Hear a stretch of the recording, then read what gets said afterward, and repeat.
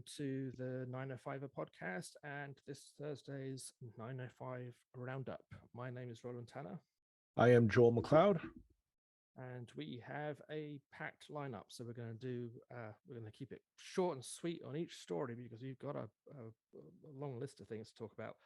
And we thought we'd start off with a quick follow-up on the whole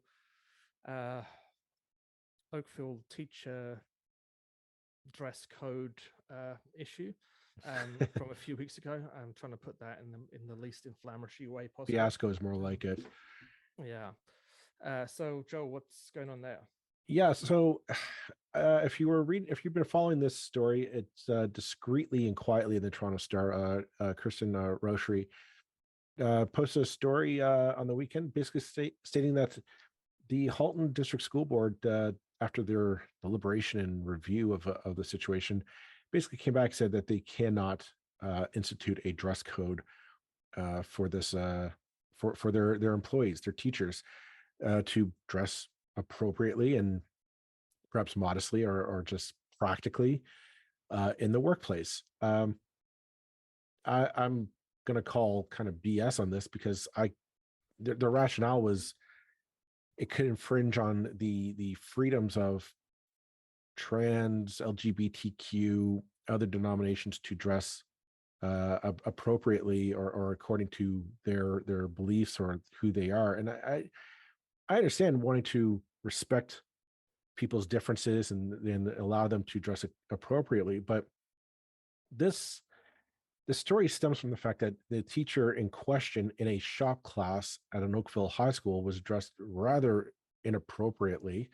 Forget the sensationalization of their outfit, but you're telling me that there's no way that you can say, well, dress code of making sure hair is tied back in a ponytail out of the risk of being caught in heavy machinery in a shop class, or protective eyewear at the least. Same as no high heels, using maybe closed-toe shoes at the very least. Like it shocks me that this is an unreasonable accommodation for safety in a dress code to put into a high school shop class. It's stunning to me that this is even like they have to do this. I think we're going to leave it at that because the story is ongoing. Because apparently we're going back to the Ontario College of Teachers as they're still conducting their review under the direction of Minister of Education, Minister Lecce, to see about implementing a dress code for the entire teaching profession, which I don't think is unreasonable, truth be told, to just a bare standard of this is what's considered professional and acceptable in the workplace. We'll come back to it, and I'm going to leave it at that. But this is just an update for you to stay on top of what's happening in the 905. Yeah. I don't think there's a whole lot that I can or want to add there, but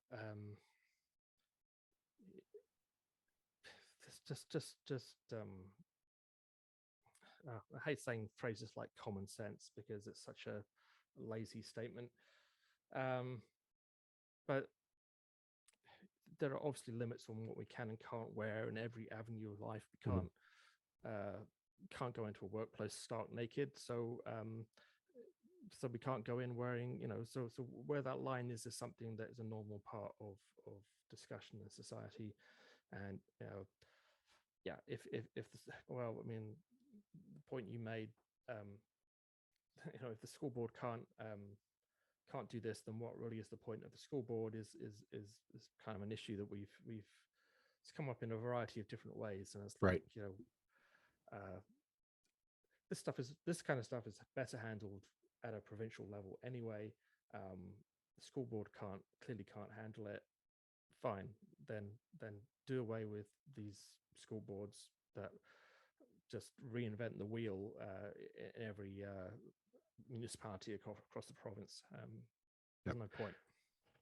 All right, well, let's move on to the next topic du jour, which hopefully if you're listening to this podcast, you have not been sick and you haven't had a need to go to any of the fine hospitals, or not so fine as it turns out, around the 905.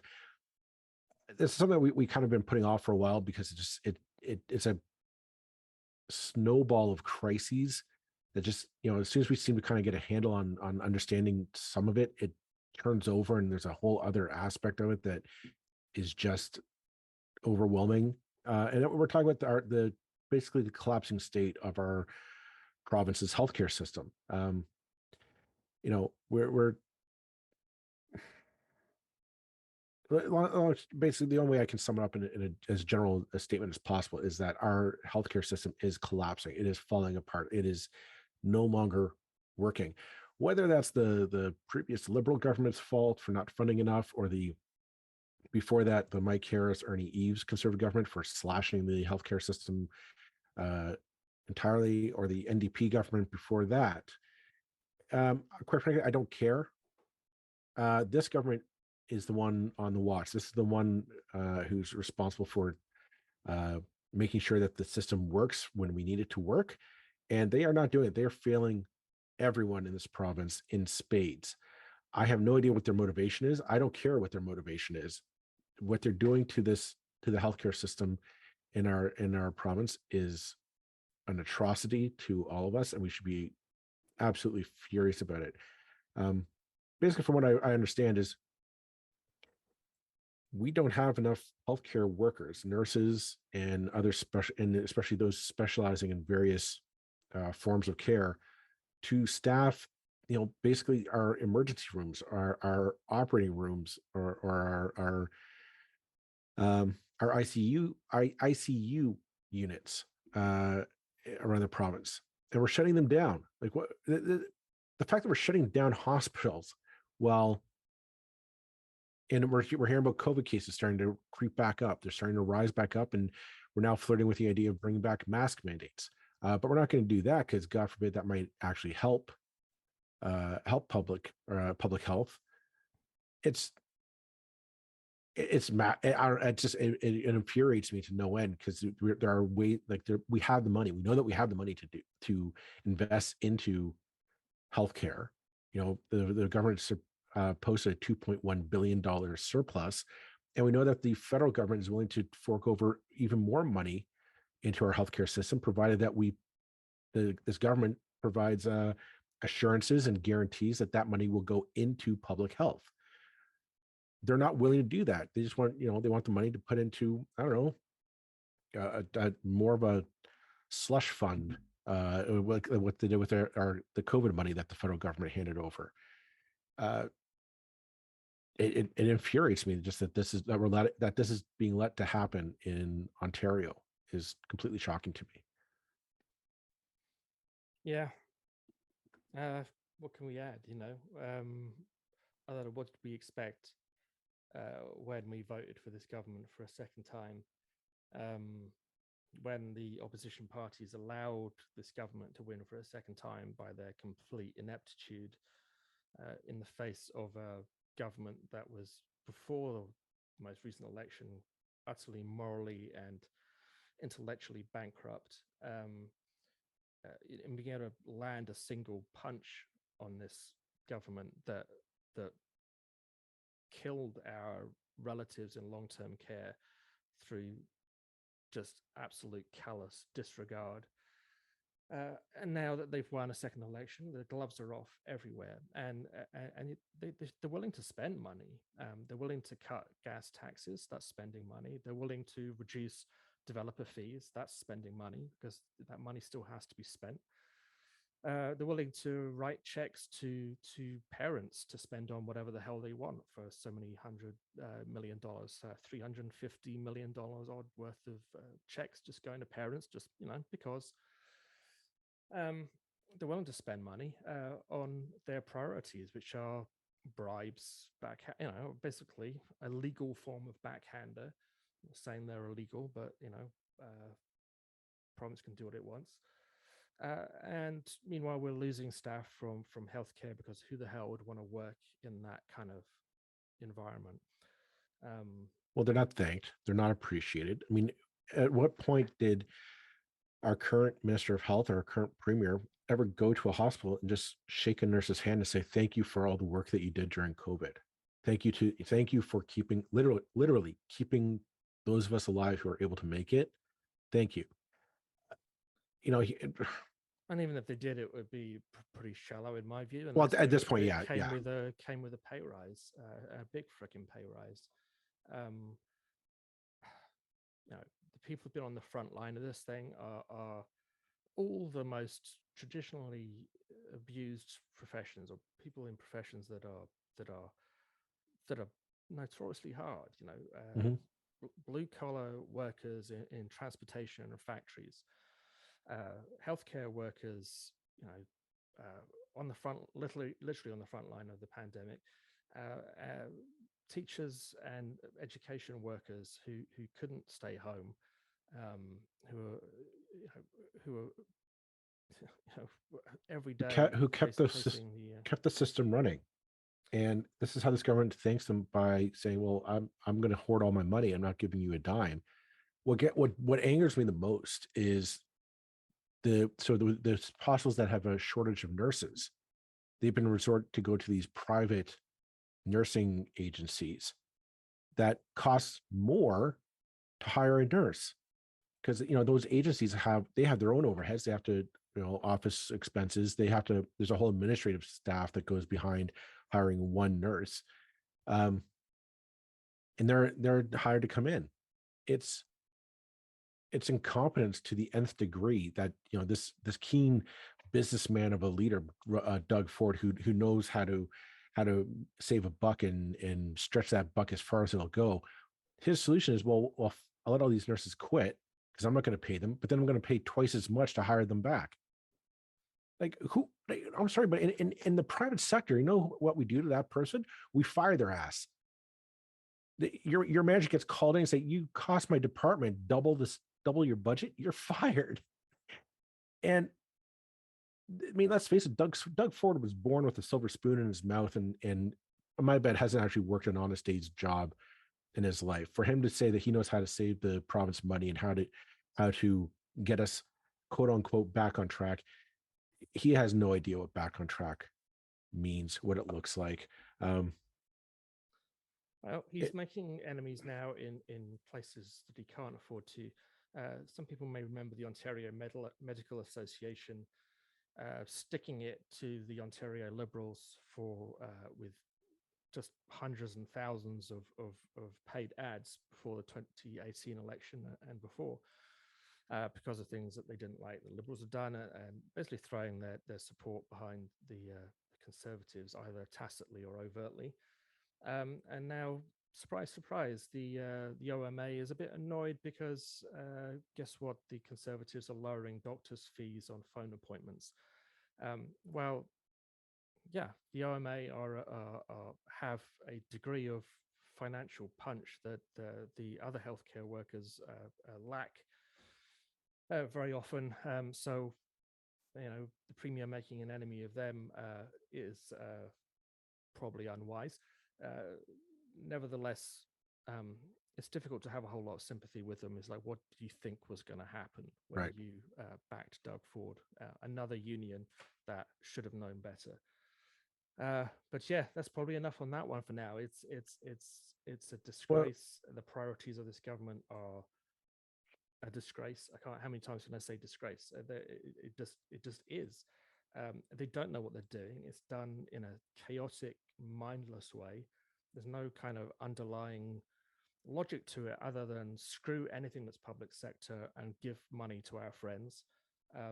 It is, by any normal definition, corrupt. Doesn't not necessarily corrupt in the actually broke the law way, but corrupt in the kind of values. Yeah, corrupt in its values. Exactly. Yeah. I'm going to, before we close this chapter on the episode, I would send an invite to any nurses or doctors who are working on the front lines. If we'd love to hear from you, send us an email. If you're willing to, especially if you're willing to come on the episode and just talk about your experience, I'd love to hear what is it actually like on the front lines in this mess, and how are you holding it together in this day and age. Shoot us an email, info@905er.ca, and we hope to hear from folks like yourselves soon. But on that note, let's take a break, and we'll be back right after this. And we're back. So we were talking about unions who shake their heads at what were they expecting, which is somewhat of a segue into our next next chapter on this episode. Roland, what do you got for us? Yeah, kings of the what were they expecting? I said that this union has got an awful lot of things that help it um, out of this government, because this union isn't just a union; it's also a developer, one of the biggest developers in the province, and certainly one of the biggest developers in Hamilton, and that is Liuna. Um, so there's an article today in the Hamilton Spectator. I mean, I actually made a tweet. I don't know, was it a week and a half ago when the announcement came out from the province about their attacks on the Greenbelt, and that they were overturning the city, Hamilton's and Halton's decisions not to alter their urban boundaries.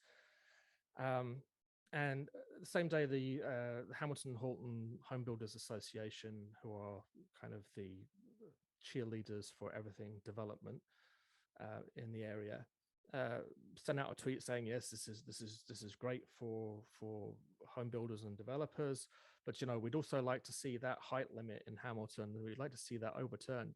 Well, hey presto, here we are a week later. Guess what happened? That height limit in Hamilton also got overturned. I guess they forgot a week ago to include that. So the province is just overruling everything and anything. I mean, the joke I made then a week and a half ago was like, show some gratitude. You've got everything you've ever asked for, and you're still going to bitch that you don't have that height limit in Hamilton to build another 20 stories.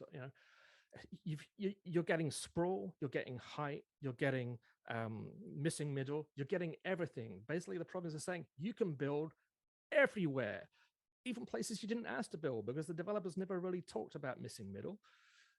But everything you want, you get. And guess what? We're going to say up yours to Hamilton too on the height limit, on their ability to just say, you know what, 30 stories is enough for anybody. There are thousands of cities around the world that show far greater density than Hamilton or any city in the 905 or even Toronto that don't have a single building over about 10 stories. There's all kinds of ways to increase density but no, that might just slightly inconvenience someone. And guess who it would have inconvenienced? Well, it would have inconvenienced Joe Mancinelli of Liuna, who is basically running a development company and is building housing and wanted more than 30 stories downtown next to the LRT line, which is also something that they campaign very hard on because they own land by the LRT land and they're going to profit from it. Oh, talk about one hand scratching the other, or one hand, helping the other. They have all sides of this deal. I mean, Liuna had a fantastic arrangement where they're not only, controlling labor costs, they're controlling the development legislative framework as well. It's a perfect business, isn't it? It's completely a conflict of every kind of interest imaginable. And they were out there talking about CUPE a couple of weeks ago and their solidarity with CUPE members. Well, color me completely unimpressed by any of that. They were a massive supporter of the Conservatives, of the PCs in 2018 and this year. Mm-hmm. And as far as I'm concerned, that is the worst kind of backstabbing of working people in this province in every possible way. It's appalling.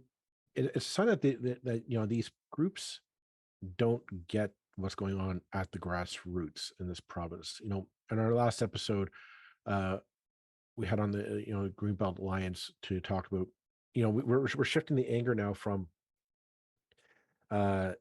what happened in the education portfolio with CUPE and the amount of support and the grassroots that they got there, and that momentum seems to be carrying over into all these other areas that the Ford government is really just trampling over democracy and the will of the people to cater to a very small, rich group of influencers in this province. And it's like the assumptions, well, they can't put the connection of, if you anger one group, what makes you think they are going to get support from these other groups? And it's kind of what happened with Mike Harris and Ernie Eves. They assume the same thing of, oh, well, yeah, people might be upset with the teachers might be upset with me, but that's separate from situations like environmental concerns and rights. They're not.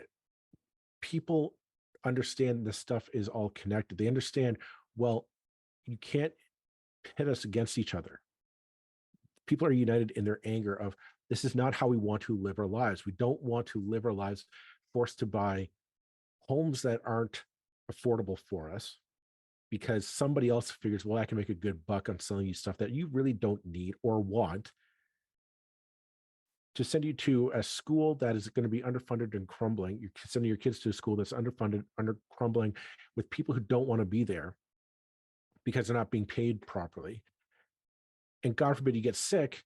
Well, it's a crapshoot if your hospital's ER is going to be open on that evening when you go down there.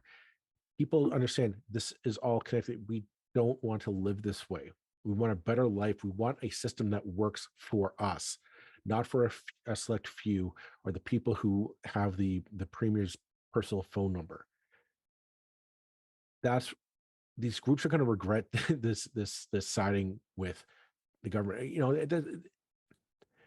The people are strong in this one. I'm not a betting man, but if I was to take Vegas odds on how this is going to work out, my money's always on the people.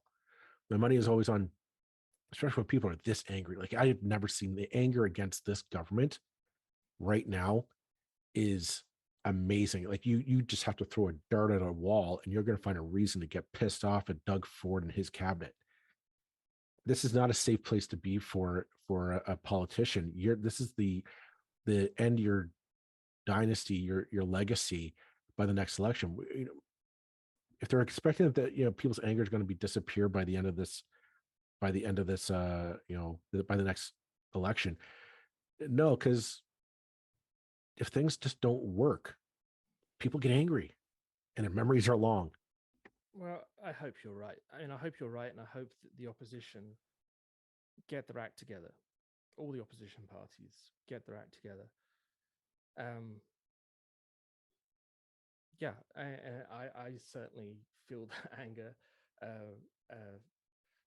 but my anger is also at the craven greed of businesses and organizations who are putting pressure on the government to get this.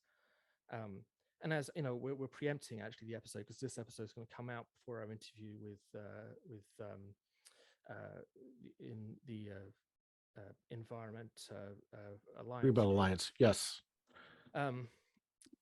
But to slightly preempt one comment, a lot of this is about the name of Bill 23 is the More Homes Built Faster Act, and as you'll hear in that episode when it comes out, it's not actually about more homes being built faster. It's about land values going up faster.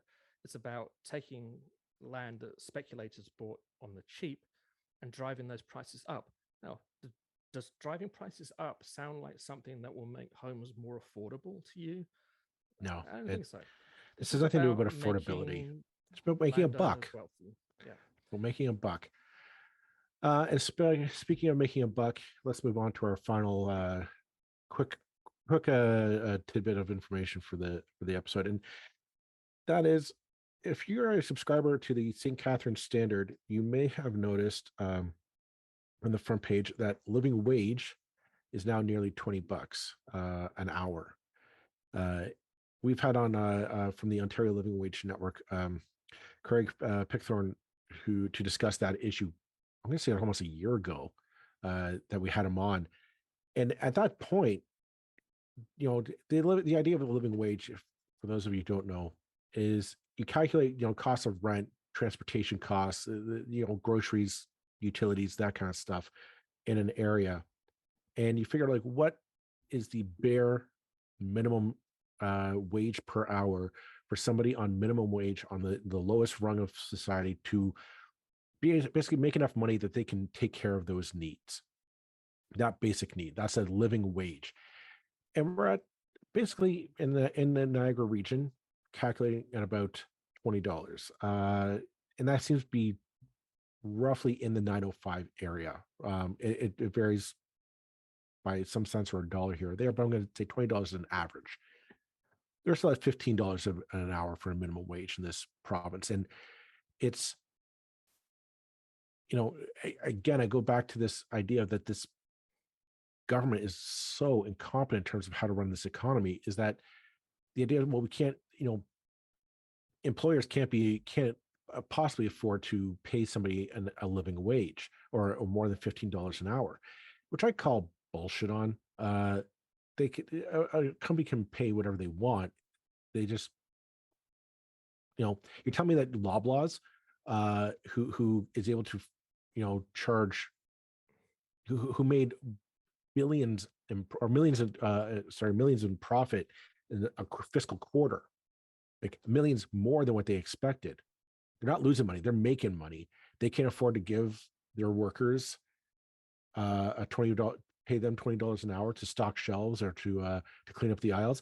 I call bullshit on this idea that we cannot afford to pay people, especially in an age of inflation. Yeah, and I think the most important thing, this is something that kind of struck me a couple of years ago. Actually, it was 2019. It struck me this: if you underpay someone, if you need $20 to live and they're earning $15, it's not that society as a whole, the country, the employer, the government, everybody, us, we, the taxpayer, we don't save $5. That $5 still gets spent, but that $5 is then provided by the government, by the taxpayer. It's provided in the form of extra healthcare costs because that person is more likely to be unhealthy. It's provided through, social security payments or top-up payments of whatever form. It's provided through, and it's far more expensive to pay it that way. And inefficient.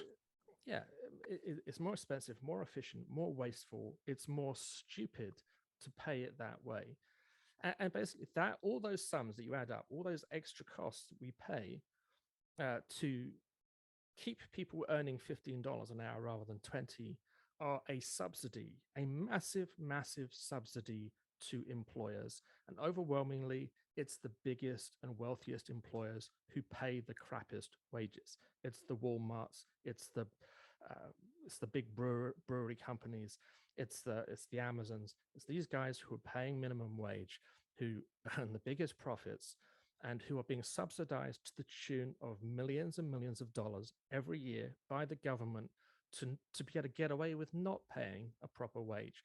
So make no mistake ever, we pay that $5 difference. So it's more like $10, $20 that we're paying on top that we don't need to, and that each generation pays in damage to our society as a result of low wages of people living in poverty. We keep hearing about the problems of inflation, right? And there's so much demands out there, and there's too much money in the economy and whatnot. And I there's a bit of a truth to that. There's a bit of a truth of, yeah, there is probably too much money in the economy. The problem is it's not that there's too much, because Lord knows I don't have any of that money. Roland, have you been squirreling away here your millions of dollars? I don't think so. No.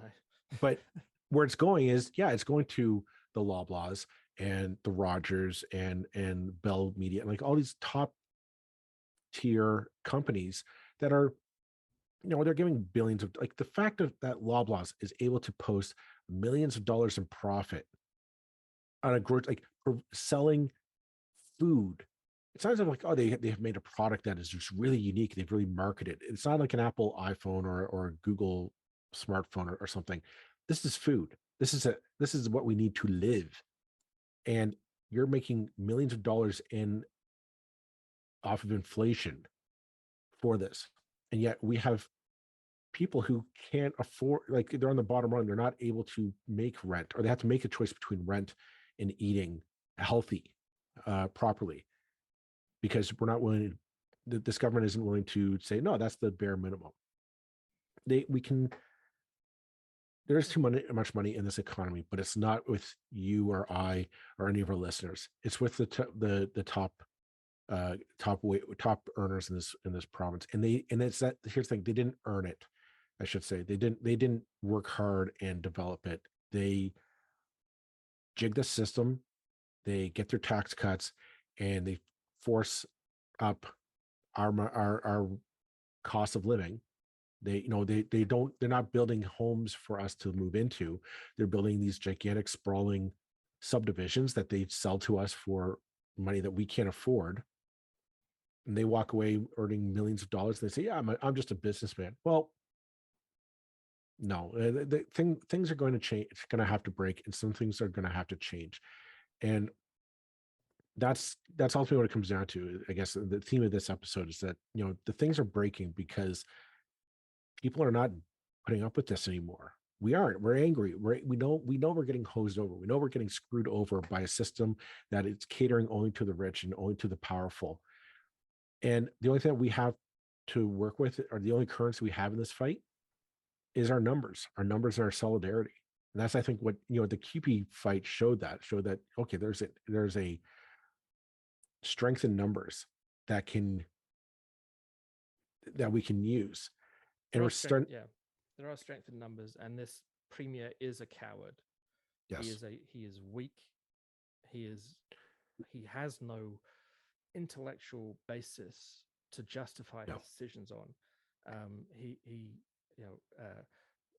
The tough guy Rob Ford. I don't know why I keep on calling him Rob Ford lately. Tough guy Doug Ford image is such a joke, and it's such a joke that again the opposition hasn't managed to pin that on him. That this is a vacillating, weak man who will just do whatever it takes to be popular, while throwing bones to all his buddies. So yeah, for a well-organized opposition, for well-organized movements that want to stick it to this government, there's all kinds of potential, but it takes some gumption and some hard work.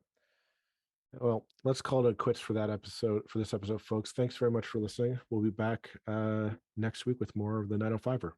Bye-bye. Bye-bye.